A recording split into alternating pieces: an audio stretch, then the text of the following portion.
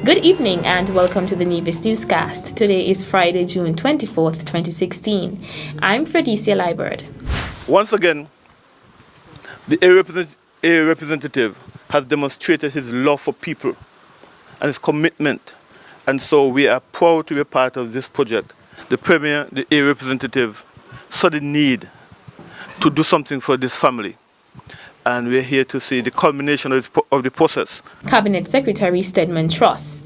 Truss was present today when the Honorable Vance Emery handed over a new 3-bedroom house to a family residing in the Stony Hill community in Gingerland. I want to say to Vanessa and her mother and the family here at Stony Hill how very pleased we are to have contributed to the improvement of their welfare.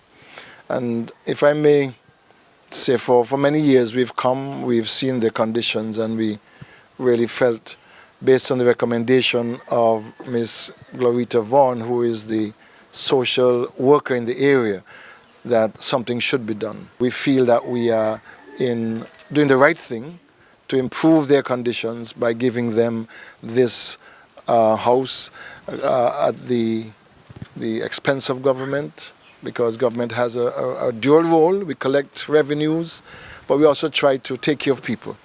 And our mantra has been, people matter more, and we put people first in all of our developmental needs. The total cost of this building was, I think, just under $200,000. I think that's a worthwhile investment in social improvement. And I also want to thank the Department and Ministry of Social Development and Social Affairs for their support as well in getting this done. Presenting the keys, Premier Emery expressed the hope that the Smithen family would enjoy their new home. I would like to thank all those who helped me with getting this house. Thank you. The Premier noted that the NIA's Ministry of Social Development has been providing similar assistance through its community housing program. A memorandum of understanding signed yesterday, Thursday, June 23rd, at the Organization of Eastern Caribbean States, OECS, the Port Management Association of the Caribbean, PMAC, and the Caribbean Maritime Institute will support the aim of facilitating the efficient movement of goods and people within the OECS Economic Union. The brief ceremony followed yesterday's opening of the 19th Annual General Meeting of PMAC at the Four Seasons Resort, Nevis. OECS Director General Dr. Didacus Jules was not present but endorsed the corporation through a statement read by Program Officer at the OECS Commission, Cuthbert Woods. The Port Management Association of the Caribbean has been a strategic partner in our efforts to mobilize the port authorities, as well as develop a regional strategy and action plan geared towards improving infrastructural capabilities, safety and security, efficient transportation logistics, skills and competencies of port personnel, trade facilitation, and the overall doing business performance. The OECS Port Management Committee and the PMAC have already identified possible areas of joint cooperation, networking, and information sharing in order to build the capacity and competitiveness of the port authorities in the region. Both parties have also engaged in discussions with the Caribbean Maritime Institution to provide assistance for institutional strengthening through training and certification of all levels of staff. He also noted that the OECS and PMAC have already benefited from this collaborative approach through technical assistance from the Singapore Corporation Program by way of a regional workshop on port management in the OECS, which was held in April. The time is therefore right for the OECS, PMAC, and CMI to solidify this relationship by way of memorandums of understanding to deepen and regularize this functional cooperation in an efficient, predictable, and transparent manner. By signing this MOU, I fully endorse this arrangement and the provisions outlined therein, and pledge the Commission's unwavering support to facilitating meaningful activities to address port management and operational issues associated with goods and people moving in and out of our domestic and regional borders. May this MOU yield tangible results in the shortest possible time frame and truly contribute to the economic growth and development of the OECS Economic Union and the wider Caribbean. The MOU will see the development, coordination, and execution of regional approaches for the expedited and hazard-free travel of passengers, as well as the efficient storage, handling, and delivery of goods moving into and out of the region. A group of young men in the Bath Village community are spearheading an ongoing beautification project adjacent to the Bath stream.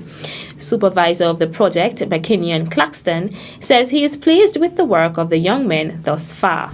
The project going on nicely, and the guys working very well too. You check? I can't complain, they're working very well. Yeah, so everything going along smoothly though. Claxton also outlined various works which are expected to be done in the 7-day period. A backhoe going to come and move the silt and put it back on the bank, you know what I mean? Because you can't throw it away. It's needed also for hold the bank up and give it soil, so you got to deal with all of that and what's not.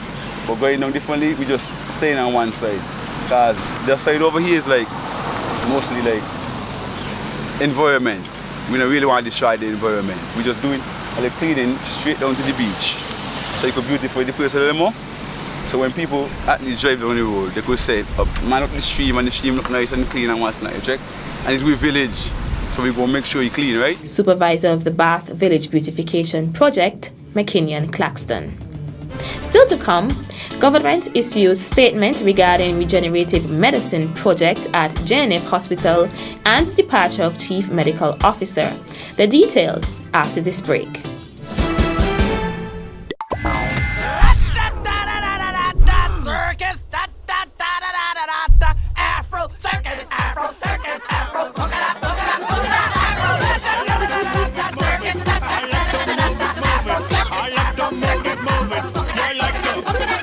Celebrating the old, showcasing the new. Culturama 42. Welcome back.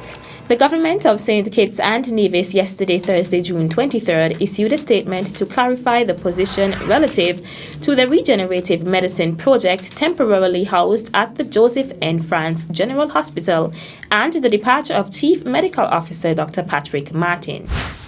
As Minister of State with responsibility for health, I wish to state categorically that neither the Ministry of Health nor the Jane France General Hospital is engaged in any stem cell project. Government has given approval to a research project involving the use of plasma-based infusion therapies to a limited number of overseas patients. The project, as approved, will not extend to any residents of St. Kitts and Nevis. It is a phase 2-stage clinical trial of a research initiative that has already received U.S. Food and Drug Administration, or FDA, Level 1 approval. The private sector partners of the project include the St. Kitts Marriott, Royal Plastics Group, St. Kitts Biomedical Research Foundation in an advisory capacity, Canadian businessman Mr. Kevin Klein, and 2 other investors, including a Brazilian medical group. This initiative, as stated by Minister of State, the Honorable Wendy Phipps, is part of the government's commitment to diversify the economy via targeted investments in medical tourism and the medical services sector.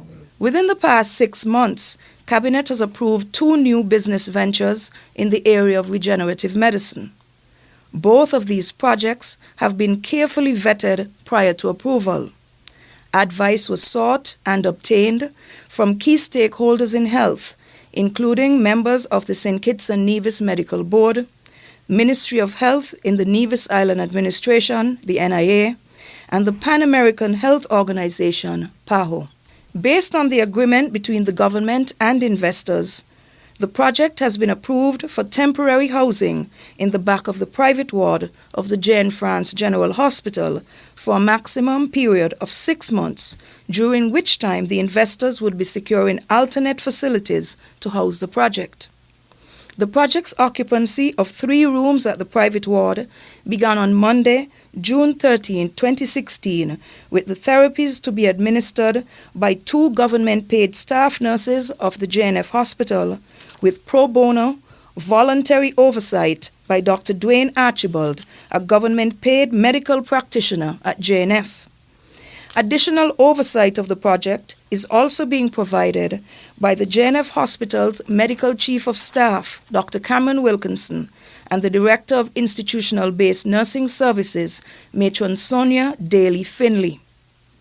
A Brazilian expert, Dr. Silvia Lagrotta, who is attached to the project, does not and has not ever administered any therapies to any patients in St. Kitts and Nevis. Minister Phipps also addressed the matter of the departure of Dr. Martin. That the tenure of Dr. Martin, age 58, has been canvassed by Cabinet for several months. When he wrote again in August of 2015, following his 57th birthday in May 2015, Minister of Health, the Honorable Eugene Hamilton, wrote to the Permanent Secretary with instructions that the CMO remain employed until May of 2016.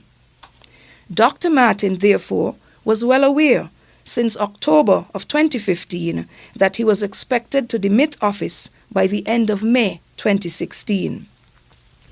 In addition, Dr. Martin had accumulated 356 vacation days as at the end of May 2016. His leave would therefore end on or about November of 2017. He has therefore benefited from extensions well beyond the retirement age of 55 and will be nearly 60 years of age when he officially demits office. In light of these facts, it is extremely unfortunate that Dr. Martin has sought to link his retirement to alleged stem cell research when he knows there is no stem cell research currently occurring in the Federation. Minister of State with responsibility for health, the Honorable Wendy Phipps. The graduation and prize-giving ceremony for the Cicely Brown Integrated School took place yesterday, Thursday, at the St. Paul's Anglican Church Hall under the patronage of Calmita Roberts, a parent of the school. In delivering her report, Supervisor Violet Clark outlined the goals of the school. Our school improvement plan visually shows our 5-year goal to encourage integration with other schools and to produce students who are independent, entrepreneurial, and active members of society.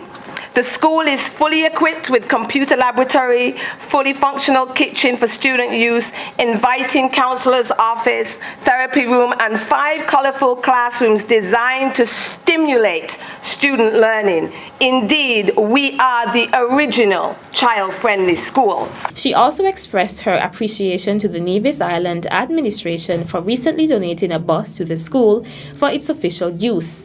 The featured speaker, Chief Education Officer on St. Kitts, Clarice Cotton, spoke on the theme Transforming, Empowering, Developing Productive Citizens, and encouraged parents to stay active in the lives of their children.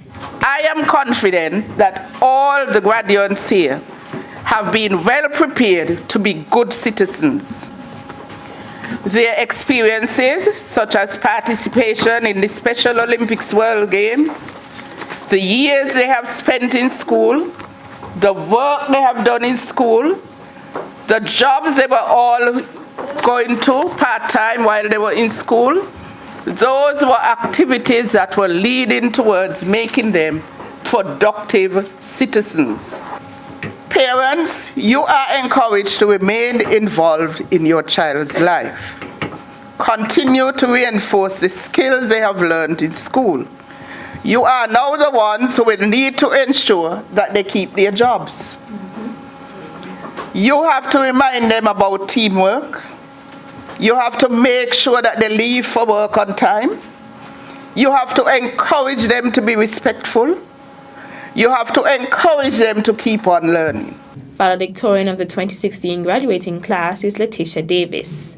Class of 2016, we live in a society, a world with many people who doubt us. When they say we can't, we must prove to them with our actions, values, that we can. There is nothing too great that we cannot achieve.